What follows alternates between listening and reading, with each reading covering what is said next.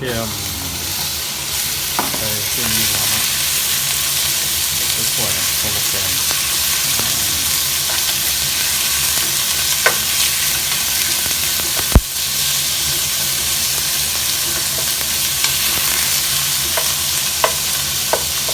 ตัวมันเคย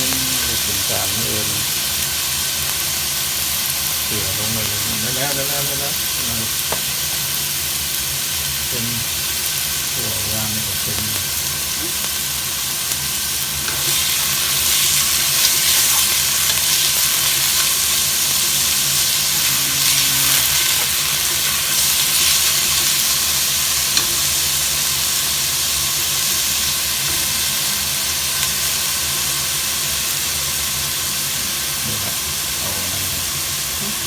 ผักเลยยามันตัวโคตรมันหยาบขึ้นมันหยาบขึ้นมันทุกหลายมันหยาบ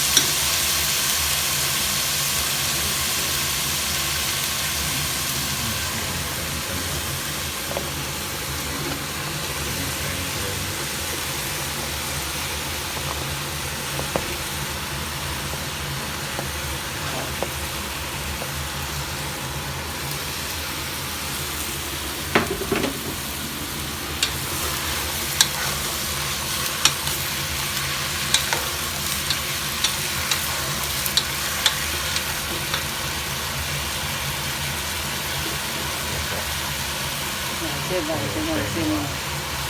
โอ้เป็นอะไรเป็นต้น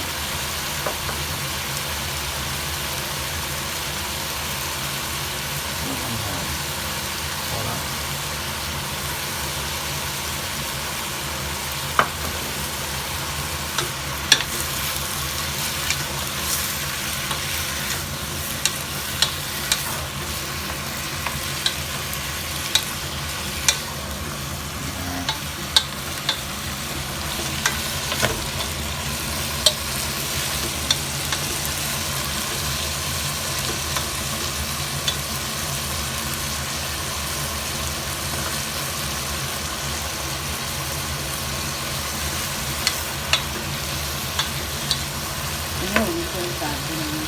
ใจแล้วเห็นแล้วก็คือเส้นนี้คือจางโอ้จางเกือบสิ้นกับใส่ที่น้อยเป็นละป้าเอือบกินไม่ได้เอือบ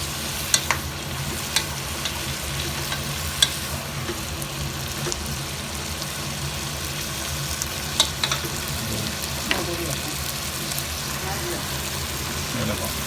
โอ้ฮะทุกคนเลยใช่ไหมทุกคนแต่งทุกคนเลยใช่ไหมคือกูสมทักจะตัดซุปกระสอบนะยำยำไม่ได้เลย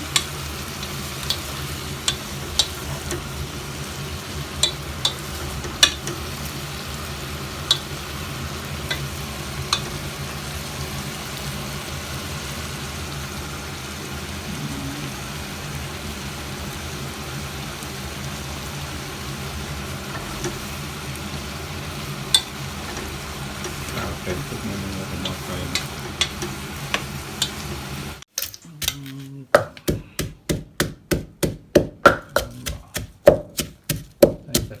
มันจะตำกับทั่ว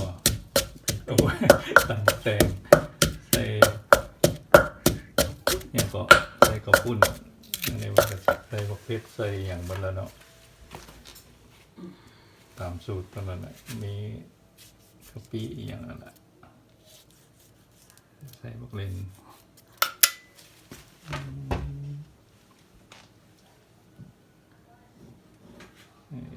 บีบน้ำใส่บาทนี่เจ็บมือเลยนาว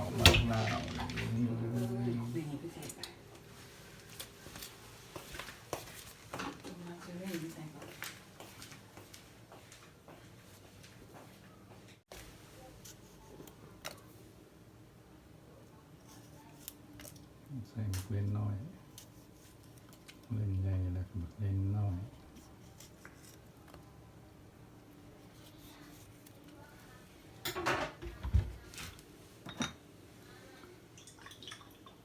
เหล็กปลาเหล็กปลาเหล็กยัง โอ้โหยี่ห้อเนี่ย บุโฆษณาเนาะบริค่าโฆษณา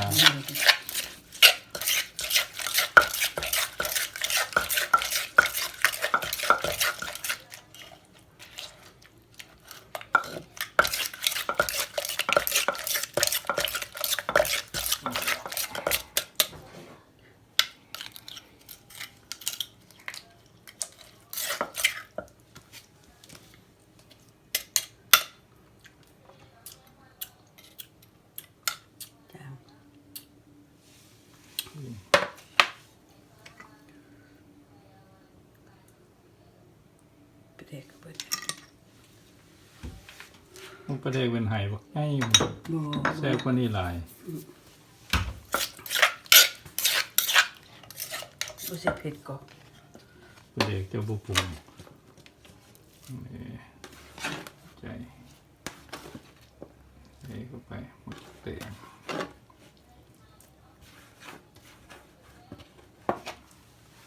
เตียง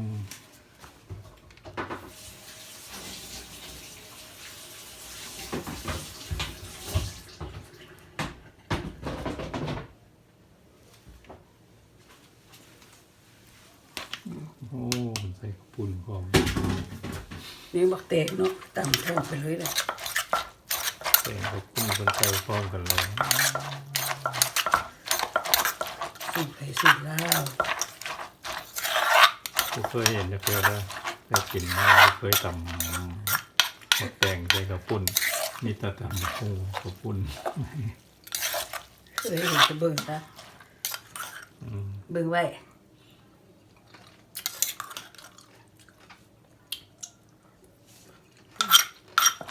ดีพอดีละ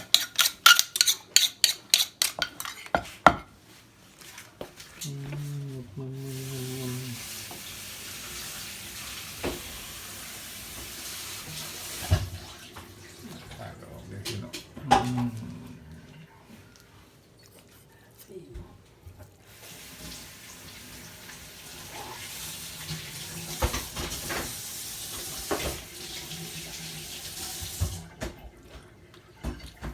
นี่อย่างนี่จะเผ็ดกับเค็ม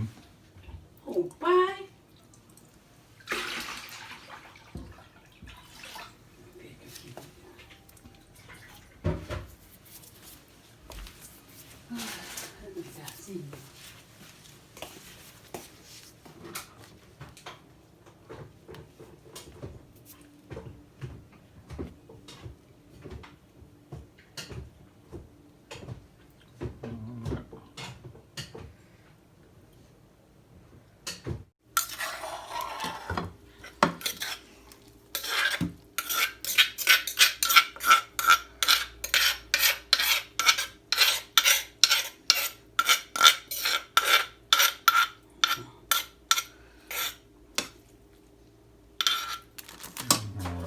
ตำมัดแต่งข้าวปุ้นสูตรคุณนาย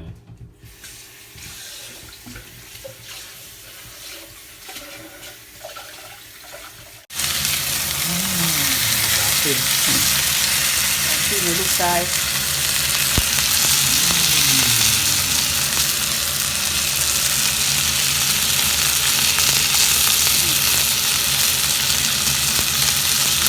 มันนุ่มถึงจะนุ่มๆอ่ะพอละสุดละ แล้วมันดูสิยังไงหมูชิ้นมันเหมือนอะไร จะพรไปตรงไหน มันชิ้นก็มาเชียวจะผสมเล็กเซ็ตนะจะผสม เกิดสเต็กหมูก็จะ โอ้ย เป็นอย่าง โอ้ยไหนจะผสมเบิกนะกินหมูต้องชุบหน่อยนึงนะเป็นไหนเป็นบ้าหมูอ่ะ